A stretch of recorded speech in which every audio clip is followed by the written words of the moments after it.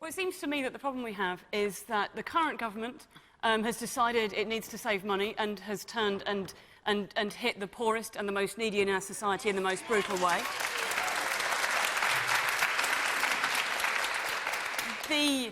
The Labour Party are saying, and I think it's a fair enough thing to say, that what we need to do is to start taxing some of the richer in our society. We need to increase our taxes, put these things back up. Lots of countries around the world have a 50% or higher top rate of tax, and there isn't some massive flood of people leaving those countries. I think they're right to do that. But I think what both of these groups are missing is that there is a third group of people who pay virtually no tax, the very, very highest earners in our society. Almost a third of the world's money sits in tax havens, and we continue to support that.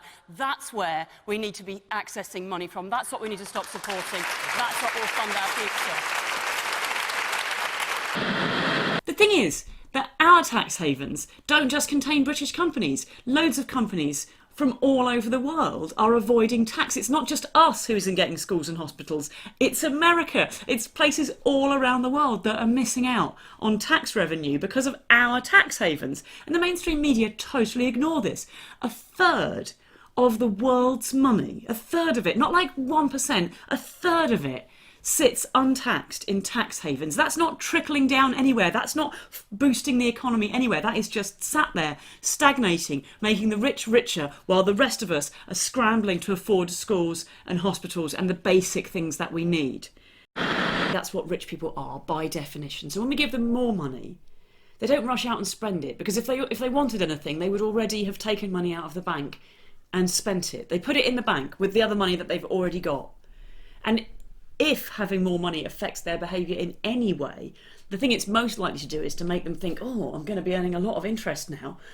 I don't want to pay tax on that. Maybe I'll move my money offshore. So we think that it's going to be trickle-down economics, but it's not. It's flood out the sides to the Channel Islands and the Cayman Islands economics is what really happens. If you look around the world at what we pay for healthcare against what we get, we pay one of the smallest amounts and we get a lot of healthcare. We get free healthcare, and it encourages people to speak to their doctor as soon as they're worried. So in terms of how much money would I throw at it, a heck of a lot more than we're throwing at it now. I absolutely think that we should be paying people a lot more in there, and I've got a way to save the money. Don't worry, I'm not just here throwing money around. I think that we should tax corporations properly. I think we should close down the tax havens where a third of the world's money sits entirely untaxed, and we should use that money to pay for basic treatments for those people who need it, and for a decent standard of living for doctors, nurses, and those people who save lives. I've got to cut in. We've got time constraints. Kate Smurthwaite there. Thank you very much. So yeah, I've been banging on for years about how we need to do away with offshore tax havens. They are obviously grotesquely unfair, and it is ridiculous that we continue to support them. The vast majority of the world's tax havens are British. Liz Truss has finally come up with a master plan to get rid of them. She's going to get rid of offshore tax havens by introducing onshore ones.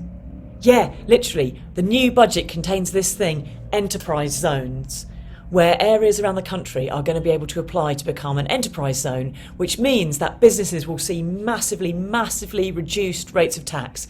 For example, if they have newly occupied, so either purchased or rented property or expanded premises, then they will be exempt from 100% of their business rates on those properties. And all sorts of other stuff, like when they hire people, they'll be exempt from paying national insurance on their employees, all this kind of stuff. And on the one hand, like, I understand that the people want to support business, but the thing is that there are lots of great ways to support business that don't just go, oh, well, don't worry, you won't pay any tax either, because of course small businesses serving local communities, family-run businesses, they're the ones that can't move to wherever the tax is lowest. Who can afford to move to wherever the tax is lowest?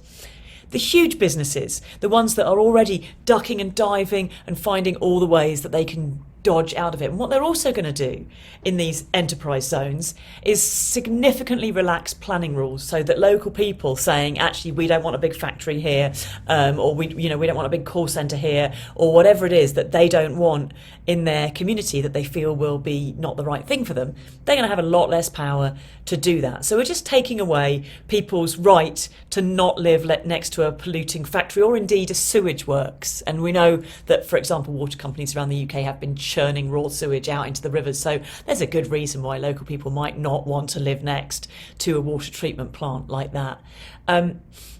the answer is to get rid of the tax havens so that there is nowhere to hide. That's the answer. And surprise, surprise, I've been saying it kind of forever. See you next week.